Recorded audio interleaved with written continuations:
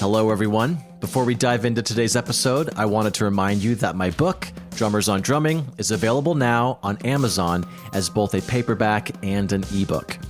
Based on the Big Fat Five segment of this podcast, where I sit down with my favorite drummers to discuss the 5 records and stories that shaped their approach to the instrument, this book is packed with insights from the drummers who redefined how we think about the modern drum set. You can grab your copy now by checking the link in this episode's show notes or simply searching Drummers on Drumming on Amazon. So thank you for all the support, and now let's get into the show.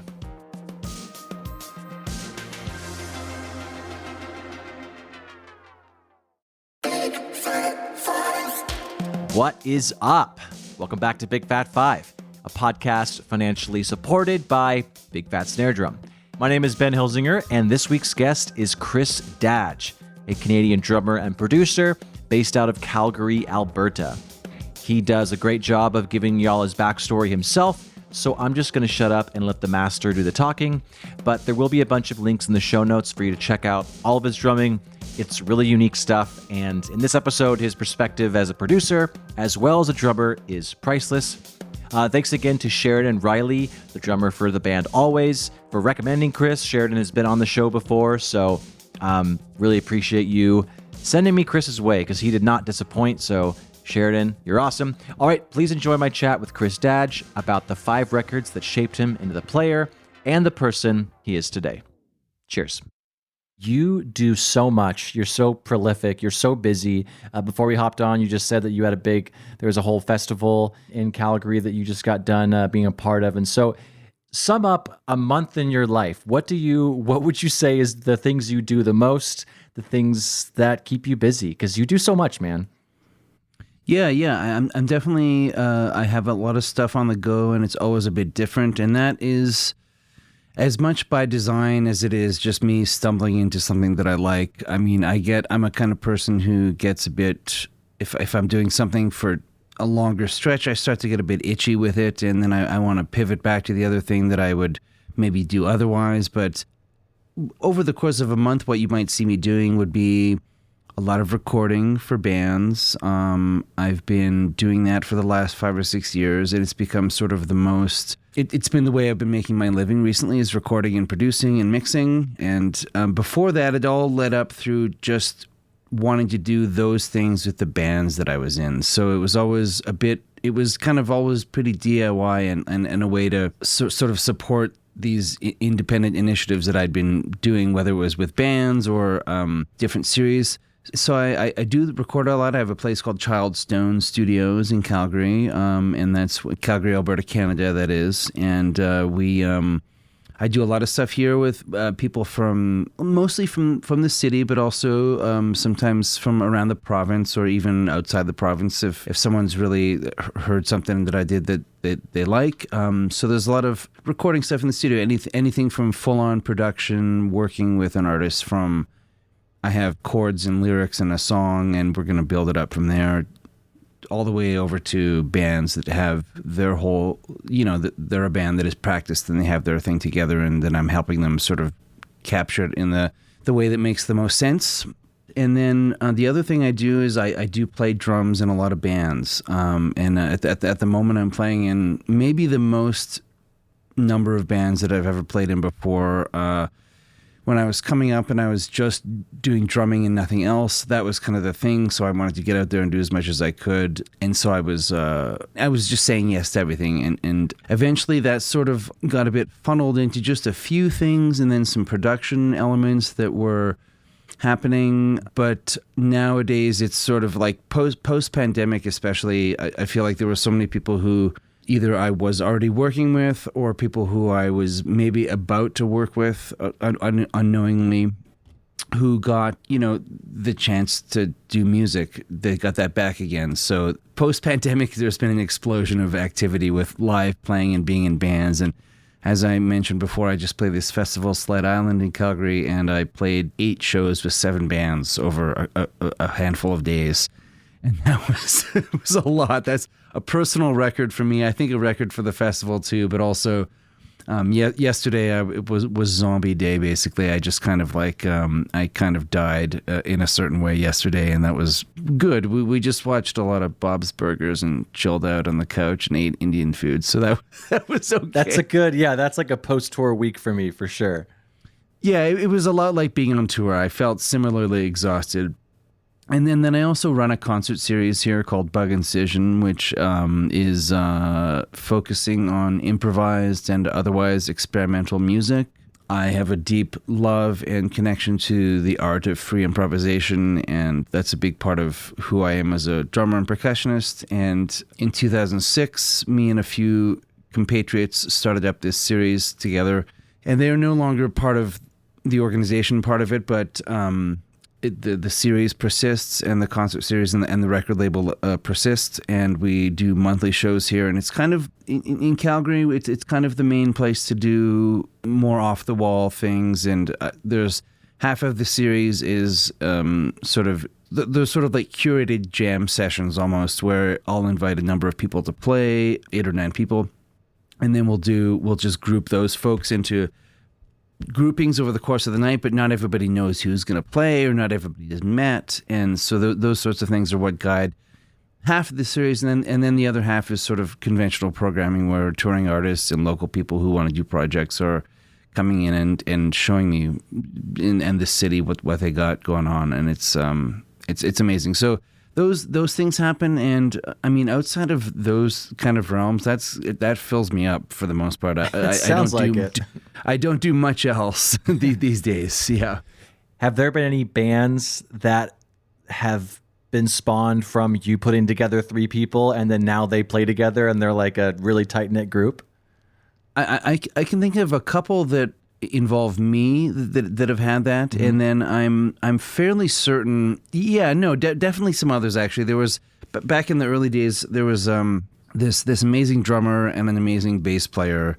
Mark Fleischacker was the drummer, and Scott Monroe is the bass player and multi-instrumentalist genius. He plays in that band Preoccupations, who are doing very well this last decade or so. But they've those guys were both instrumentalists with an interest in vocal improvisation, specifically effect-laden vocal improvisation. So they would get wild with each other as vocalists, and I curated early on a radio series that was, we would do performances and interviews on the radio, and so those guys are one of the initial groups that did that, and then that spawned a record. And yeah, there were a few groups, definitely over the years that have done that, and that's, even if that's not happening on a regular basis, that's kind of one of the reasons that I'm trying to do it. Is the series is very much about being able to have an outlet for someone who might just want to try something out and see how it goes. And we're not a results-oriented series. It's very much about it happening, period. Mm-hmm. And what does happen is neither here nor there ultimately. But luckily, our audience base is open-minded enough to go with the flow and just take it as it comes. And then I want people to have a place where they can feel like they can try something and do something that they, it's not it's low key, it's low stakes. There's not a lot of production involved with the shows, and there's not a lot of pomp and circumstance involved with them. It's very much like a low key. We are, these days we're doing shows in a wonderful brewery called Highline Brewing in town. And so it's really about a platform. The series is about having a platform for people to try something and feel like they can have a safety net of some sort, and a receptive bunch of ears to listen to what they're up to. That's really cool. You're doing God's work, man. That's great. I wish I had an outlet like that. We were doing something not too long ago with Big Fat Snare Drum, where it was called the Drum Club Project, and it was basically essentially, the idea was based off a book club where everyone would, read the same book and then talk about it. There was a producer would upload something, a bass line or some sort of anything, and then all these drummers would just be like, records 30 seconds of something on top of it, and then we'd all see how we interpreted it, what we did. You can chop it up, whatever. It was really fun, and then things got a little too busy for us, but I'm happy you're doing that, man. That's great. Well, thank you. Yeah, it's been 17 years of doing this as the series, and then the record label part of it has been around for one more year than that. But yeah, it's been a huge part of my identity and the way I look at things, and it's helped me immeasurably with just meeting people and yeah, I'm sure having a presence in the local community and whatnot. Definitely, it's a win-win. All right, well, let's just hop into your Big Fat Five. So, number one, the album is Gone Just Like a Train. The artist is Bill Frisell. The release year is 1998. And the key tracks, depending on which one you want to play, but you suggested people check out Verona, Egg Radio, Girl Asks Boy Part 1. But yeah, the drummer is Jim Keltner. So take it away, and then we'll listen to one of those songs. Well, like with a lot of these choices that I've made for these tracks, I mean, Keltner is like a holy individual to me. I mean, for my money, it really doesn't get better than a guy like that. I discovered this record when I was in late high school. I had a friend whose dad had a really cool CD collection in their house, and I remember just picking through the CD collection one day when we were hanging out at the house, and the Jim Woodring cover of this album jumped out, but also I heard of, I was already a nerdy drum person in my late teens, and I definitely had encountered Keltner, mostly probably on things like John Lennon records and George Harrison records, Traveling Wilburys, Steely Dan. I've been a big Steely Dan fan for my whole life, basically, and yeah, so I heard this record, and it was the first time hearing Bill Frisell, which is a whole other wormhole that could be discussed. But Jim Keltner's drumming, he's a LA session person, quintessentially. That's how people think of him for the most part. But this was a record where he's playing with a jazz guitarist, and he's playing quote unquote jazz. I mean, Bill Frisell sort of transcends the idea of jazz in general, but. Mm-hmm.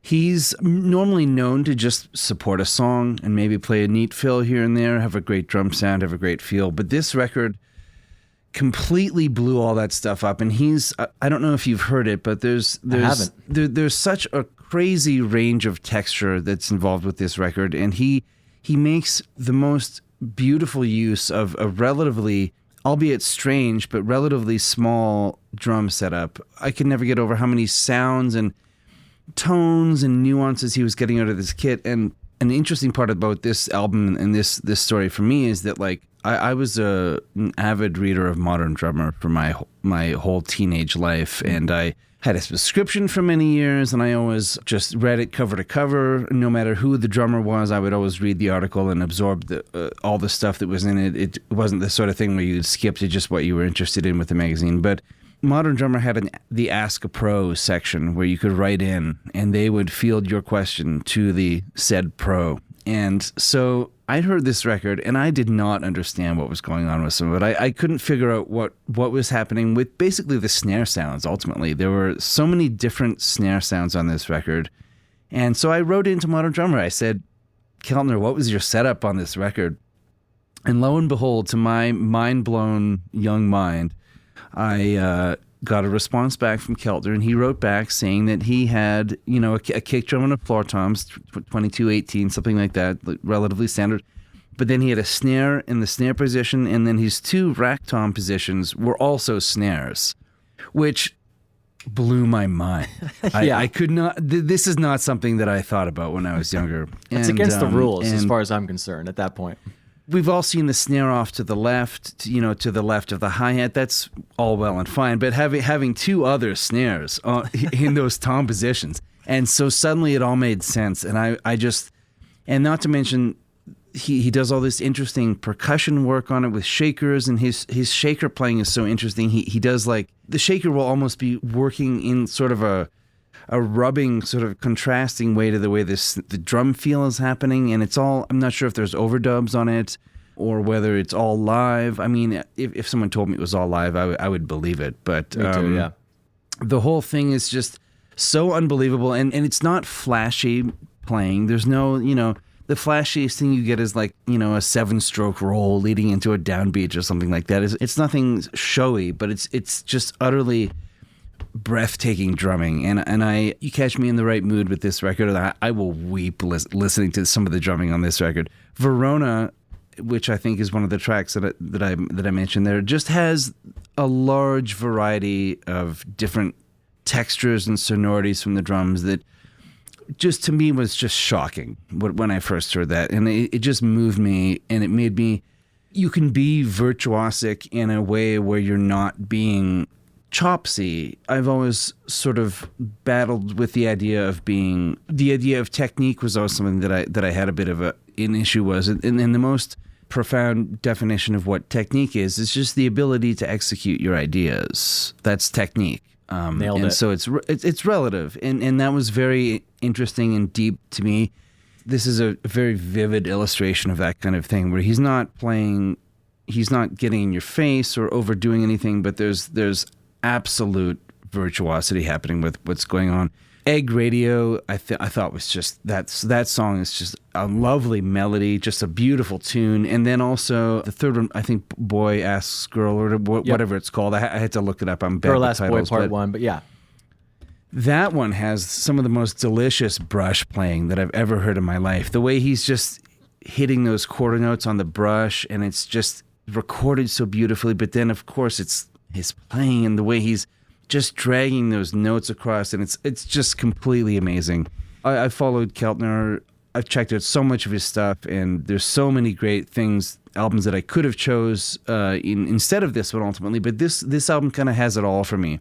And weirdly enough, I'll throw this in as an aside, is that he recently made a couple records with this guitar player from California called Mike Baguetta and the legendary bass player Mike Watt from the Minutemen. These three guys have made these two amazing records that, to me, kind of seem like they fit into the continuum of this particular Built for Sale record, but they have their own character too, and it's, if anyone is curious about hearing Keltner in a wilder sort of situation where he's not just being the tasteful god that he is, I would highly recommend the two Mike Baguetta, Mike Watt, Jim Keltner records, because they are also just transcendently wonderful.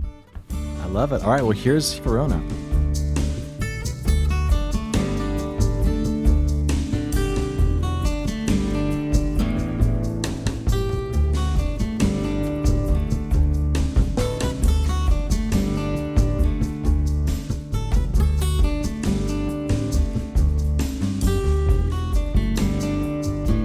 And then the shaker, you can sort of surmise that it might be live because there's not a lot of like audible right hand action happening. It's not like he's riding on something. So Sure. You're like, okay. And then those other kind of clanky sounds that come in are very like classic late 90s Keltner, sort of where he was getting into these weird other sounds that turn up a lot in that era for him.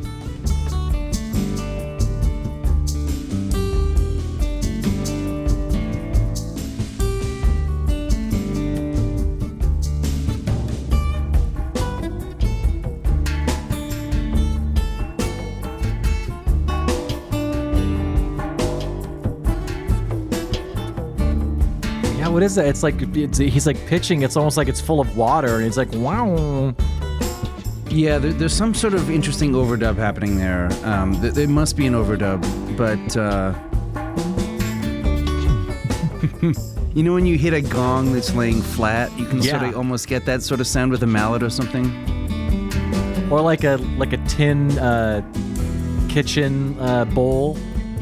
Yes. You're holding that up 100%. And hitting it with the mallet. Wow, wow. Yep. My air fryer makes an amazing sound if you tap the bottom of it. There you go. Snare cases make great bass drums, according to Griffin Goldsmith from Dawes, who actually Jim recorded a little bit with them as well.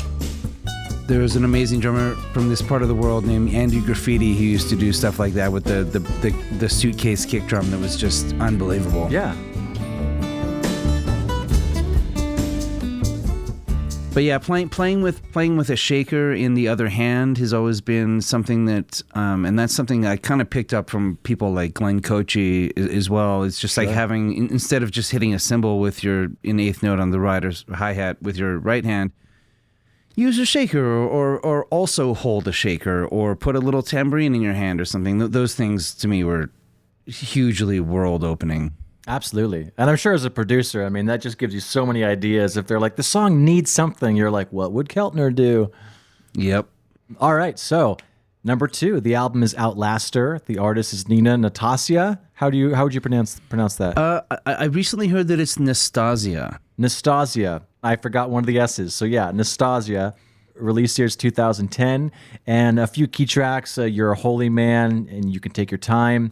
But yeah, Jay Belarus. So take it away. Okay, so yeah, I mean, I heard Nina Nastasia's music was something that I encountered through just reading back in the good old days Uncut magazine and Mojo and those amazing British music magazines that went much deeper than a lot of their North American counterparts. And they would always be picking up on sort of more interesting stuff, and definitely around the early 2000s, they were focusing a lot on sort of rootsy singer-songwritery things. And Nina Nastasia is... she's worked with Belarus for a really long time, not from the very beginning, from what I understand from the discography, but a good chunk of the middle section of her records all have him on it. And so Jay Belarus is, to me, he's kind of like the newer Keltner. I mean, he occupies, especially in the way that we just heard Keltner on that last track, he occupies a very, very similar realm as him, which is amazing feel, amazing touch, amazing sensitivity, and then this tendency to enhance the drums with other sounds, shakers, prepared drums, using idiosyncratic drum choices and cymbal choices. But this record to me was just like, Nina's songs are pretty unusual songs. Some of them are very short, and some of them are very intense. And some of them just have needs that need to be serviced by other kinds of attention on the drums. And Jay Belarus just has such an interesting approach to drumming. He really, every time I hear him play on a track, it seems like he's playing it for the first time.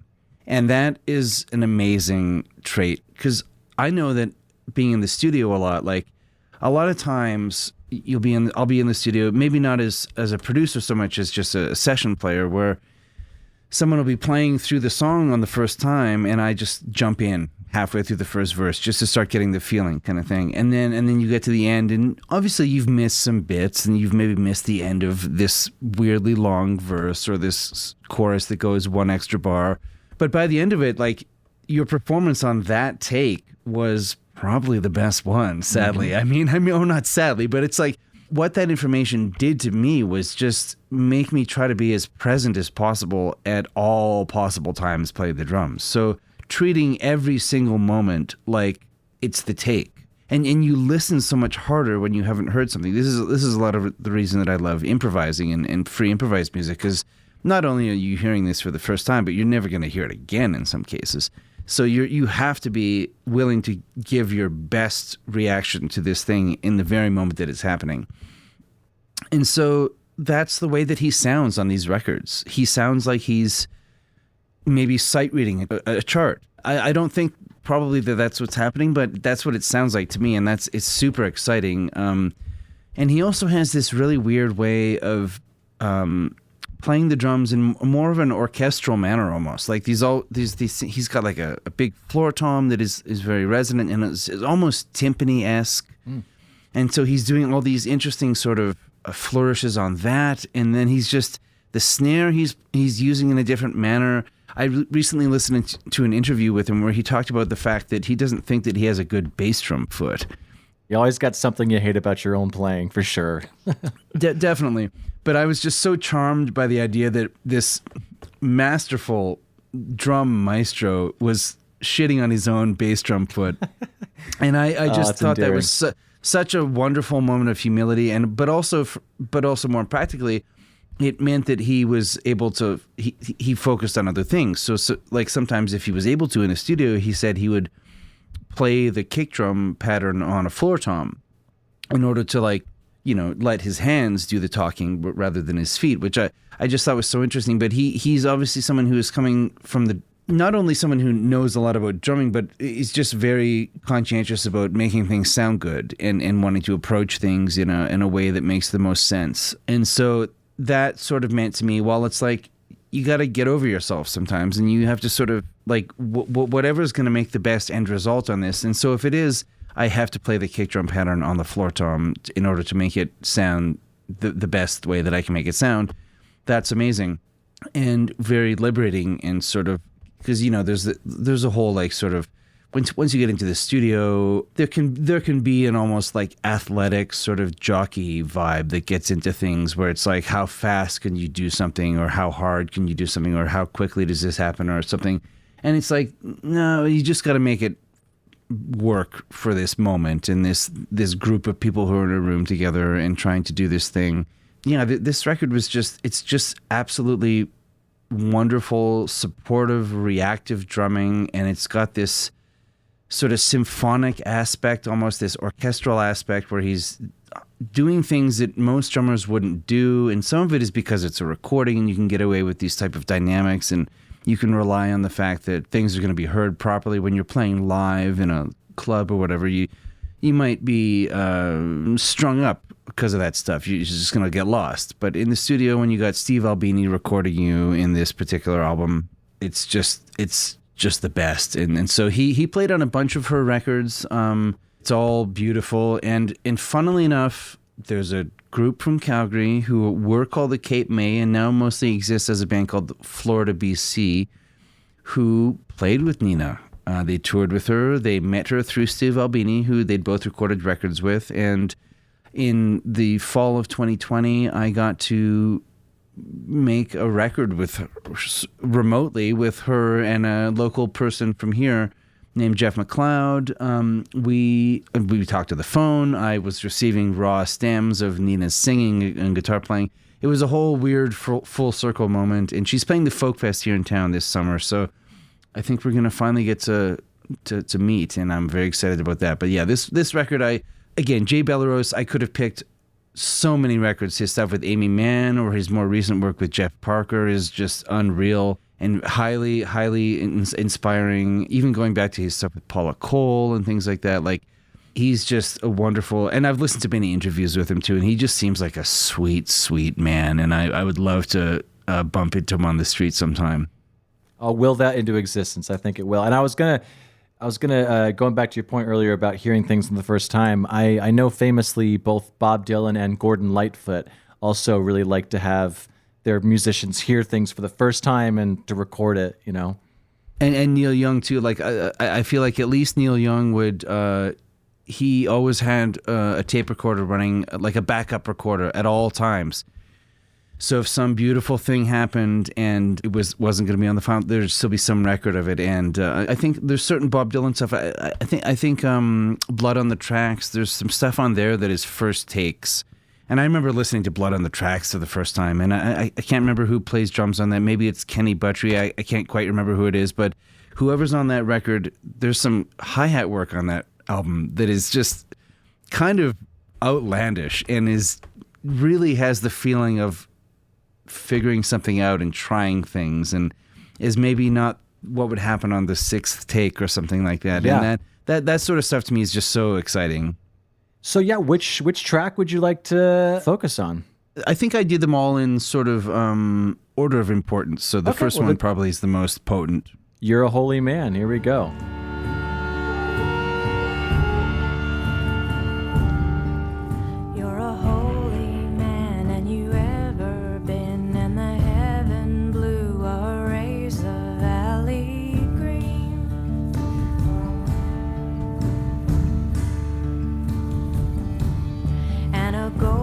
Sun in a day will go once around the land is all you need to know.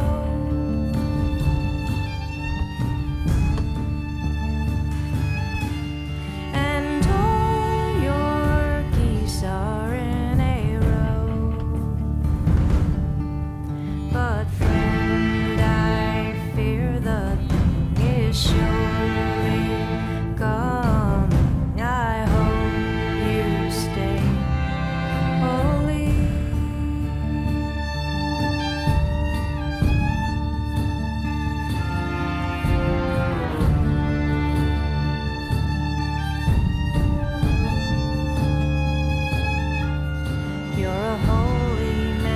Again, it's like almost not even drumming, really. Yeah, exactly. I mean, it is drumming. Obviously, it's drumming, but it's not like it's so unconventional. Well, and the way it's recorded too, there's like no attack. It's just all, it's all like the after the transient, just like the whole middle section of it just feels like it's just warm and you're inside the sound. He uses a lot of very cool vintage drums too. He's a whole vintage drum nerd that I've listened to a lot of him talk about that. But it's, yeah.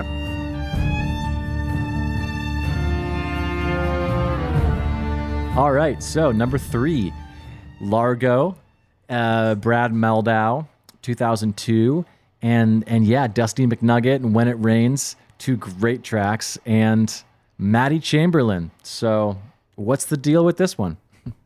I became aware of Matt Chamberlain at a kind of a young age. Again, it was a modern drummer thing, largely that really squared my knowledge of him. But I'd already been aware of the Wallflowers, Bringing Down the Horse, and also the subsequent record Breach, which he also plays on. Those 2 records, honestly, and this is we could do a whole nother podcast about this, but there was just a whole thing about the Wallflowers record where Bringing Down the Horse, that Wallflowers record, had a band, the Wallflowers Band, and they had a drummer who was the guy in the pictures, and he was listed as the drummer in the Wallflowers on the records. But then there was this other guy who was credited as all drums on these records, and it was Matt Chamberlain for 2 records in a row. And that blew my mind. For decades, I sort of like thought that was an extremely interesting dynamic, and how did this happen and why did this happen? I did a bunch of research on it, and I did find out the story about how Andrew Slater, the producer of those records, really wanted to have his own sort of wrecking crew. He sort of, around the time that Andrew Slater was producing Macy Gray and Fiona Apple's first record, he had sort of developed this crew of people from LA, including Chamberlain and Patrick Warren and John Bryan and these other people. They would be his wrecking crew, his 90s wrecking crew,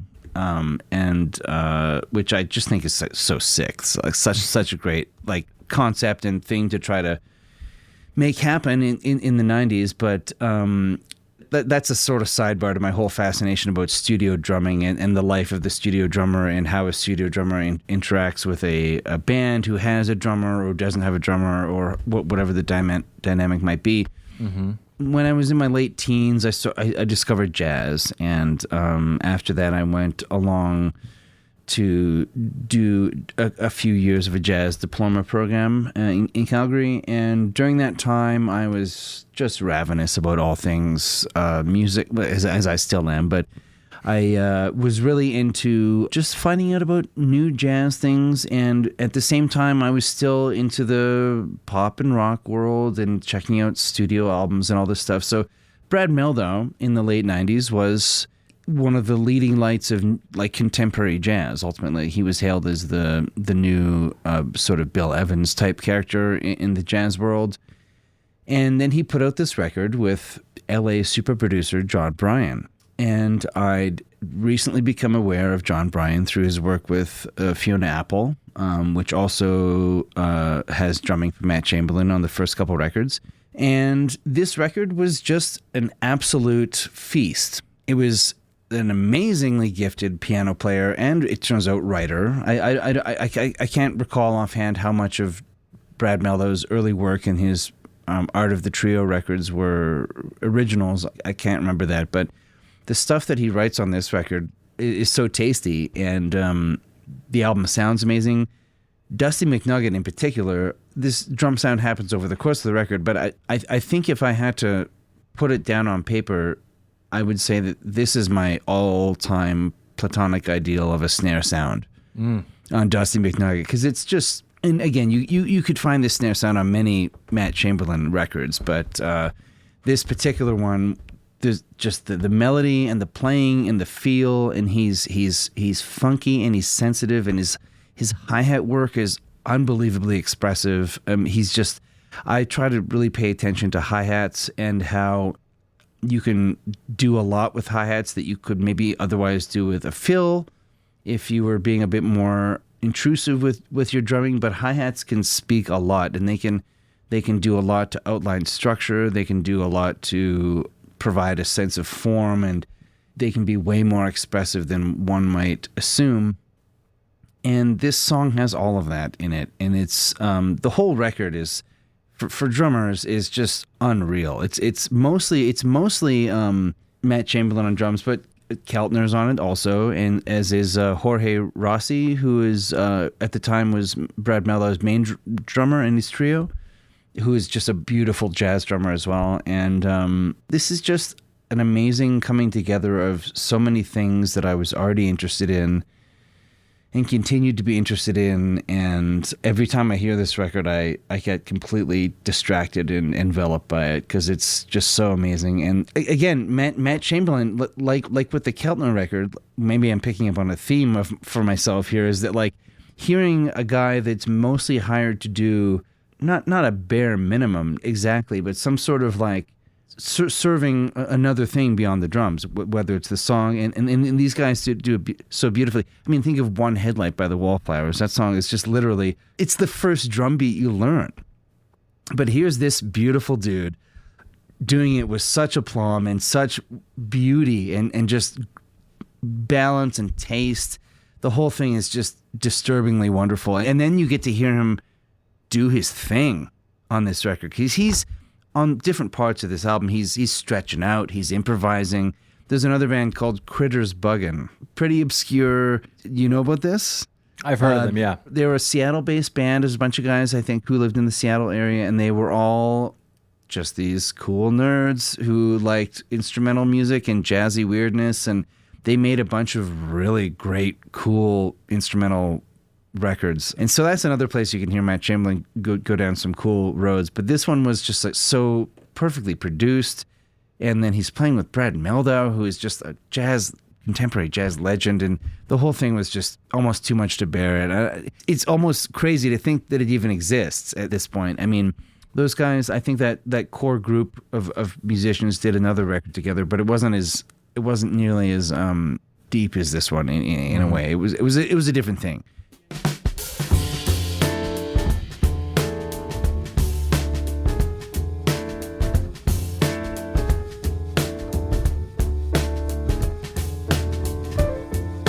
I think the brushes in the background, I think that's Keltner too. I think he's playing brushes. I've heard that, yeah. Matt Chamberlain, which is, come on.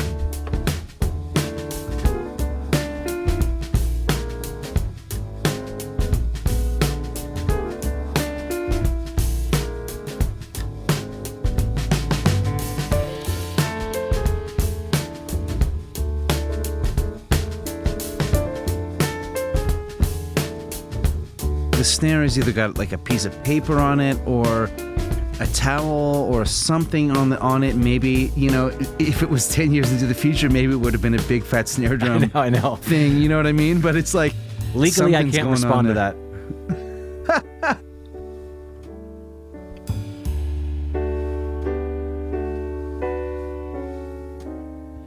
The idea of drummers playing together on a record too is so cool. I mean, Jim O'Rourke has a couple records with two drummers on them that are amazing. Glenn Cochee and Tim Barnes that are so unbelievable too. But this one has that thing of like a main thing and then another guy just sort of jamming along and adding some sprinkles onto stuff that's just so juicy. Yeah.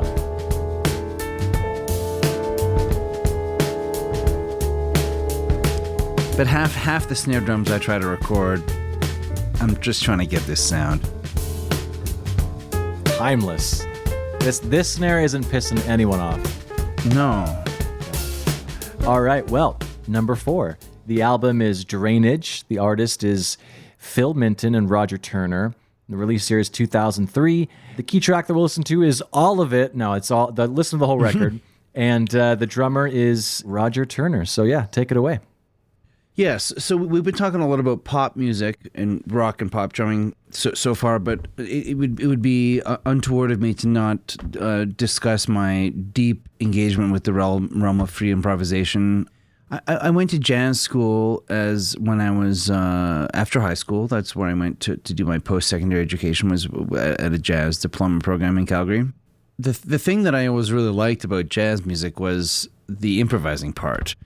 I didn't necessarily like so much the idea of the compositions, like, I mean, the compositions were fine. Like, I never had any problem with that stuff. But for me, the most interesting part was always just when you get to do your own thing.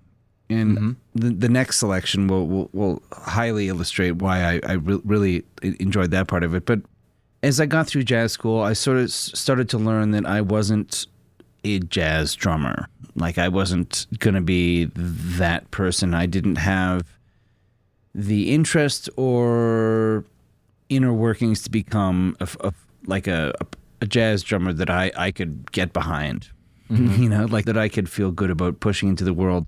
But I did really get into improvised music, and as I was starting to explore jazz early on, there were bands like Medeski, Martin, and Wood, who fused things such as like groove-based music and so-called acid jazz and things like that. But they were also, you know, especially if you heard their live recordings, they would go off into full-on free jazz, flights of fancy, and it was amazing, and it was the best. And I loved those guys, and liking that kind of music led me into a whole other realm of free jazz, and then I got very, very interested in the world of European free improvisation, which I'm not sure if this is something that you're hip to necessarily, but like it's a whole other thing. Peter Brötzmann, the legendary German saxophone player, free jazz legend, just died a few days ago, and he was a bit of a linchpin for all this stuff. He was active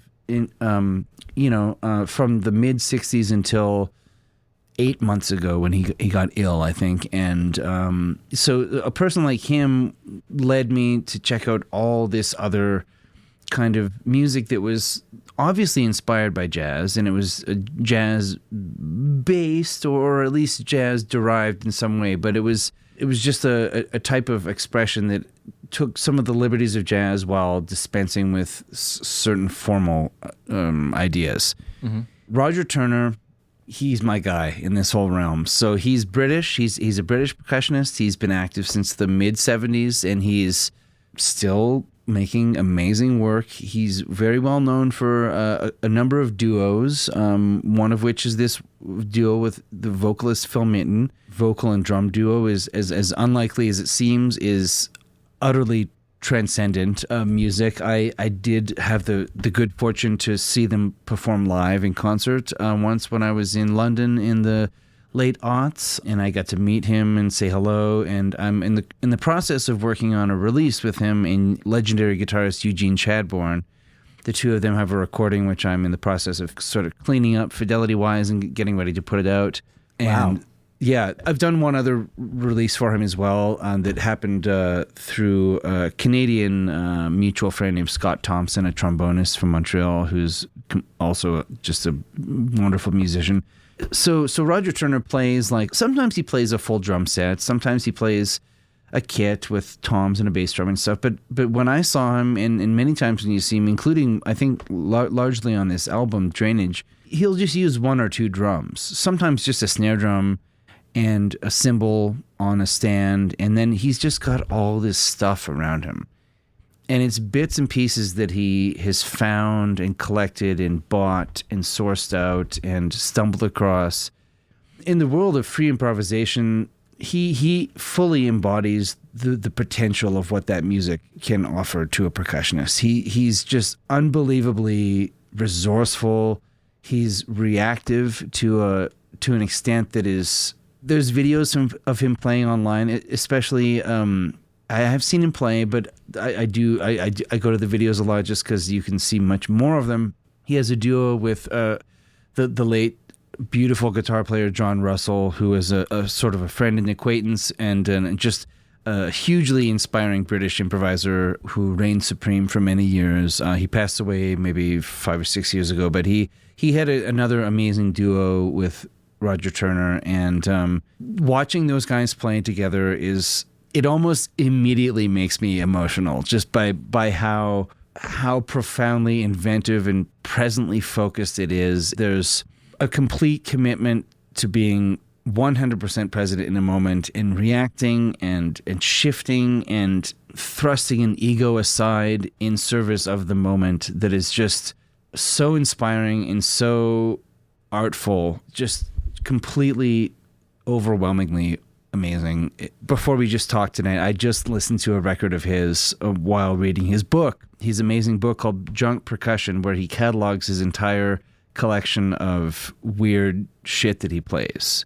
Junk Percussion, all right. You must check it out. It's inexpensive on Amazon, and it's just wonderful. He's hilarious and self-effacing and very British in the text, and it's this wonderful, wonderful book. Yeah, he's an utter master of improvising. Sometimes he plays, again, like I said, with a full kit. Sometimes he plays in more raucous, louder groups. There's one called Conch Pack in particular that is amazing. But my favorite way to hear him is with one other person in a relatively quiet scenario, which is what this record is. This is sort of like him and Phil Minton have a number of records together, but this one is the most wide-ranging of all of them. And it's a 2-disc set. I think one of them is a live performance, and the other one is a bunch of sort of more focused studio explorations. So, yeah, I'm not 100% sure what's going to be the best thing to play, but maybe just dive into one of the tracks. Dude, I'm trying to find it. I couldn't even find it. Is it on Spotify or? It's on a pretty obscure label called Eminem, which is the different spelling than the rapper Eminem, but it's a Eminem. Yeah, so most of his best work is on that label ultimately, and I wouldn't be surprised. I should have mentioned this in the email, but I wouldn't be surprised if they were not on any streaming services.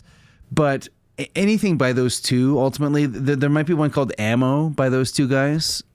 All right, here we go. We got Ammo. Okay, beautiful.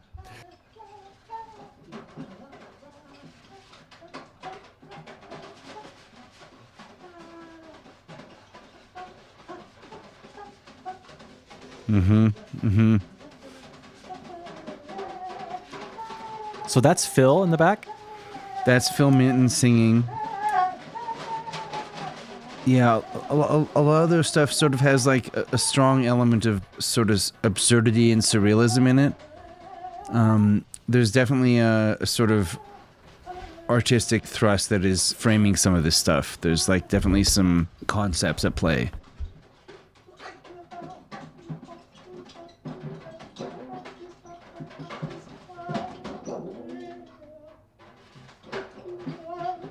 Let's fast forward to the part that looks loud on SoundCloud. Maybe we can hear a little more rhythmic stuff.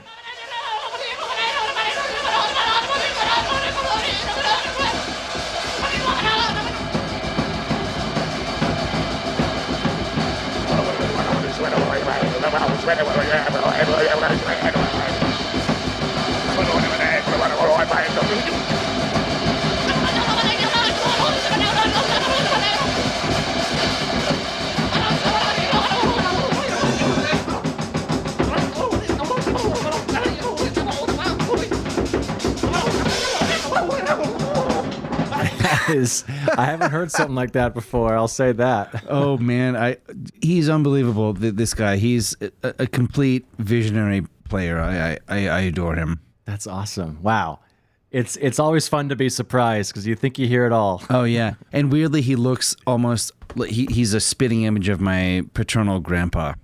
Oh wow. Yeah.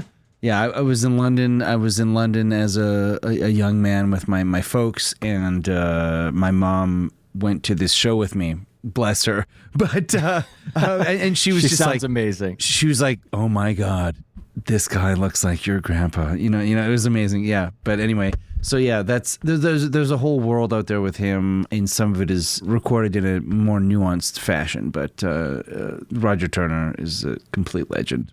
Hell yeah, man. He's an artist. Good for him, man. That's sick. Keep it up. All right. So, number 5. The album is Nefertiti. The artist is Miles Davis. Release here's 1968. Key tracks, the titular track, Fail and Hand Jive. And the drummer's Anthony Williams. So, take it away, and then we'll listen to some Nefertiti. Yeah, so this was one of the first jazz albums I ever bought, weirdly. The first 2 jazz records I went out and bought were this, and on the opposite side of the spectrum, Art Blakey and the Jazz Messengers Live at the Birdland, Volume 1. That was one of the first, one of the first records I bought too, yeah. Interesting, yeah. Okay, cool. So, yeah, again, going back to Modern Drummer magazine, there was the interview part, which was the main part of the article, but then there were always the sidebars. One of the sidebars was you'd see a picture of their setup, and then another sidebar was what records they'd played on that best represented them, and then the other sidebar was what albums that they had heard that informed their business. Tony Williams just kept showing up. The jazz guys, of course, would rep him, but then also Matt Cameron from Soundgarden would rep him, and Jack Irons from Pearl Jam would rep him, and Matt Chamberlain might have repped him. It's been a minute since I've looked at my back issues, but I was just like, okay, I got to hear this, dude. This is happening too often. I gotta check in. And the Nefertiti album had come up on one of those lists, and it was on sale at Megatunes, this beautiful old store in Calgary. And I was so confused by this album because jazz, and I'd been studying jazz for a little bit at this time, but it was really just that I had never heard something so open before, and I'd never heard jazz being played in a way that was so willing to cast off its constituent parts, if you will. Normally you hear a bass player walking on the 1, 2, 3, 4. You hear a drummer going doon, ching, doon, ching, doon, ching. You get that vibe. You get a piano player who's kind of comping behind that stuff kind of the whole time. And then this record was just, none of that was happening. And the drumming was so free and so improvisatory seeming, and it was just so wild, and sometimes it was very loud, and sometimes it was very quiet. It was hugely dynamic and just wonderfully executed, and all the stick clarity and the cymbal work was just unbelievable. Especially the first track, Nefertiti. For anyone who's heard the record, they will know that that song is just the head repeated over and over and over by the horns, and Tony just kind of solos. It's like an opposite jazz song where it's like he starts off kind of supporting the song, but then he just goes wilder and wilder as the song progresses, and he's just playing over. He's kind of doing this long solo over this wonderful Wayne Shorter head. Wayne Shorter was always one of my favorite jazz writers. He wrote so many beautiful jazz songs, but this one in particular, just the structure of this one and the way they chose to do it was just wild to me. So when I first heard it, I was alienated by it to an epic extent. But the songwriting, the composition drew me back repeatedly, and then also just the fact that the drumming was so amazing and so wild. I've always just loved this record, and I continue to forcibly put it on at any party that I have. Once the night gets to a certain hour, I'm just like, okay, I'm going to put on Nefertiti. People are going to deal with this. It's time. And it's like those melodies are so weirdly like, they've got this sort of modernist aspect to them, but they're also so melancholic and so memorable. And I'm not even a melodic musician for the most part. I mean, I do a lot of making notes in music, but it's, these things just stick in my mind. And like a tune like Fall or Nefertiti, these melodies are burned into my brain. So it was my intro into Tony. I got into many of his records with Andrew Hill, Graken Moncourt, Kenny Dorham. There were many records that he played on, and then later on with the Tony Williams Lifetime and all that stuff. I checked all that stuff out, but this was just like the most advanced jazz language that I'd ever heard at the time, and I honestly don't think that it's ever been really matched. Maybe that Wayne Shorter quartet from the early aughts with Brian Blade, John Patitucci, and Danilo Perez was pretty fucking heavy too. But but I honestly think they are drawing on this whole vibe. So it's this record to me is just Desert Island Top 5.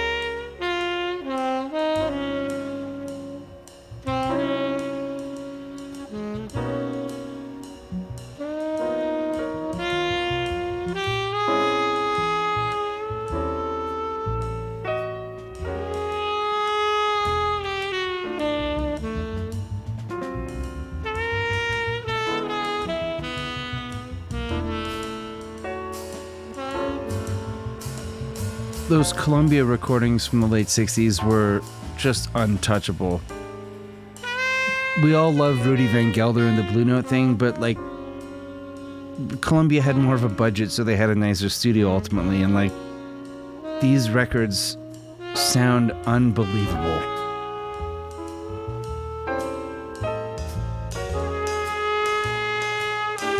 His ride cymbal sound alone, like, take away the whole drum set, but the ride cymbal sound alone is just these weird moments where he's just being so irreverent.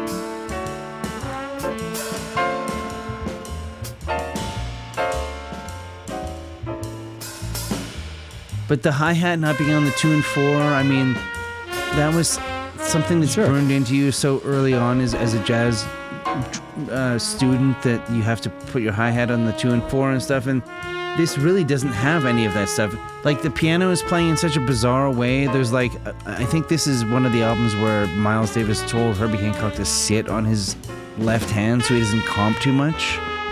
And then the bass line is so all over the place. And then, but just that the ride cymbal being this hugely movable component, but just such ballsy choices. Yeah. He was also so young during this time. He was like, when he got discovered by Miles, he was like 17 or something like that. Like, it was like, and so this was only a few years later, and it's like, it's completely insane to me that, like, he was able to be this assertive at that age. It's so inspiring.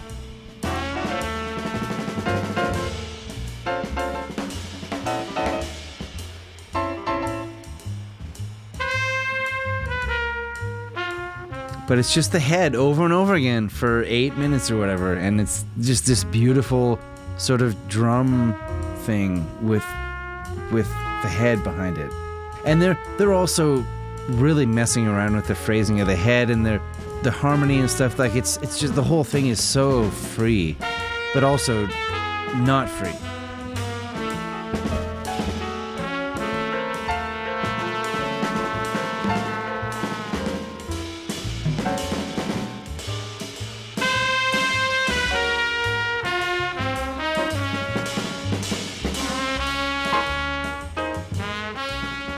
Yeah, so that's your Big Fat Five, man. I really appreciate you taking the time. And so if people... Oh, my pleasure. This is your... Yeah, no, this is really fun. If you want to do some self-promotion, the floor is yours. Yeah, okay. Well, I mean, if you happen to live in Calgary, you probably know who I am and maybe have worked with me before even. But outside of that, I'm mostly known for playing with...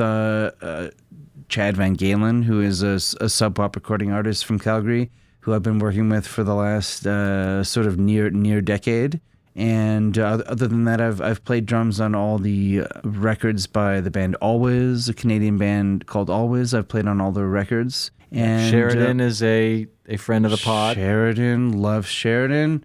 Absolutely. I'm going to be messaging Sheridan after this, by the way, just to say, because I listened to Sheridan's episode earlier today and I was very excited. But yeah, if you're curious to know more about me, my website is chrisdadge.com, and I have a Bandcamp, which has a whole bunch of different weird stuff on it. It's a bit of a mixed bag, honestly, anywhere from solo percussion and improv things to more composed, also very strange things. It's mostly kind of odd stuff. My website has a full listing of all the records that I've made and all the people that I've worked with, and many SoundCloud and Bandcamp links to things that you can hear in terms of drumming and percussion and production work and recording work. And I do have a solo album, solo songs. I played for many years with a band called Lab Coast, and we're not really active anymore, but my post Lab Coast project is just going to be a solo thing that I'm in the 95% stage of finishing, and that will be hopefully out sooner than later. And in the meantime, yeah, I'm ripping around Western Canada. Bands like my partner, Samantha Savage Smith, is an amazing songwriter who I've been working with for close to 15 years. And we have a number of records under our belts and things like that. And yeah, check out bugincision.com or Bug Incision Bandcamp. And we have 80 records of stuff and monthly concerts of music around this part of the world. So please check it out. Hell yeah. Man, like I said, yeah, you are busy, dude. You're an inspiration for sure. It was a pleasure talking to you, man. I appreciate you reaching out, and it's been 100% a pleasure on my end, too.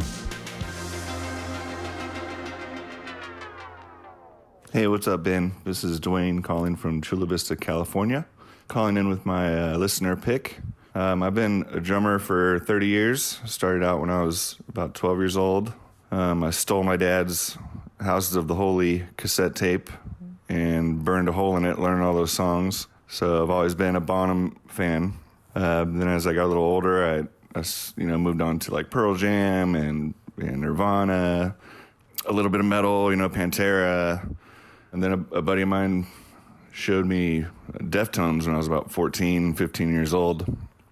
And I just loved it right away. I just thought it was kind of spooky and it had that, it was hard, but had a groove. And went and saw him live in 96. And when I saw the way that Abe played, I was just blown away. I'd never seen anybody play like that and mean it like the way he did. And, he kind of changed my style for the better ever since then in my own playing. So the song I picked, and it was really hard to narrow it down because there's so many good ones, but I picked Bloody Cape off their fourth record, their self-titled record. Bloody Cape just, I guess, kind of displays Abe's style, and, you can hear the power in his playing. When it comes in with that chorus beat, and then when it goes into the verse, kind of opens up into a more of a kind of a straightforward pocket beat. But he's always doing something tricky with the bass drum. It's never a pattern that you would expect, but he picks such a cool pattern, and then he always, sticks with that pattern, and it gives it that kind of repetitive, hypnotic kind of sound, So yeah, that's my pick. You're the man, Ben. I appreciate it.